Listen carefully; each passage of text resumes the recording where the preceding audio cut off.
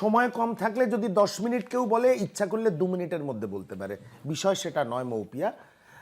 ওনার কাছে কোনো উত্তর ছিল না, কারণ শান্তনু ঠাকুর এবং মমতাবালা ঠাকুর যেভাবে গটাপ করে এই অনশন মঞ্চ থেকে শুরু করে নানা রকমের কর্মকাণ্ড এদের এই মতুয়া সমাজকে ব্যবহার করছে, সেটা বাংলার মানুষ দেখতে পাচ্ছে। এক, দ্বিতীয় কথা হচ্ছে মতুয়াদের ভোটাধিকার।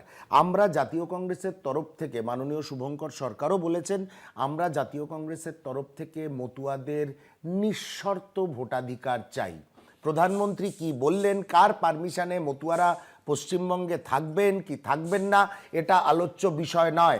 একটা সম্প্রদায়কে নিয়ে ভারতীয় জনতা পার্টি আর তৃণমূল কংগ্রেস পিং পং বলের মতন খেলে যাবেন, আর তাদের দুর্দশার শেষ থাকবে না, তাদের নাইটমেয়ারের শেষ থাকবে না, রাতের ঘুম কেড়ে নেওয়া হবে, এটা হতে পারে না। দেখুন, নরেন্দ্র মোদী 2014 সালে ক্ষমতায় এসেছিল, আমরা কিছু বললেই বিজেপির প্রতিনিধিরা পণ্ডিত নেহেরুর কাছে চলে যান। তা আমিও একটু 2-1 লাইন বলতে চাইবো যদি সঞ্চালিকার পারমিশন পাই। Demonetization failed, abrogation of article 370 failed, আর যা যা করেছে বেটি বাঁচাও বেটি পড়াও সবটা মিথ্যা। মিথ্যার উপরে এখন নতুন বাংলায় ওরা নতুন ক্লাস্টার যেটা তৈরি করেছে, যেটা নিয়ে রাজনীতি করতে পারে, এবং তৃণমূল কংগ্রেস পর্দার পিছন থেকে ধোঁয়া দিচ্ছে, তা ওদেরও সুবিধা। সেটা হচ্ছে এই মতুয়া সম্প্রদায়ের মা ভাই বোনেরা।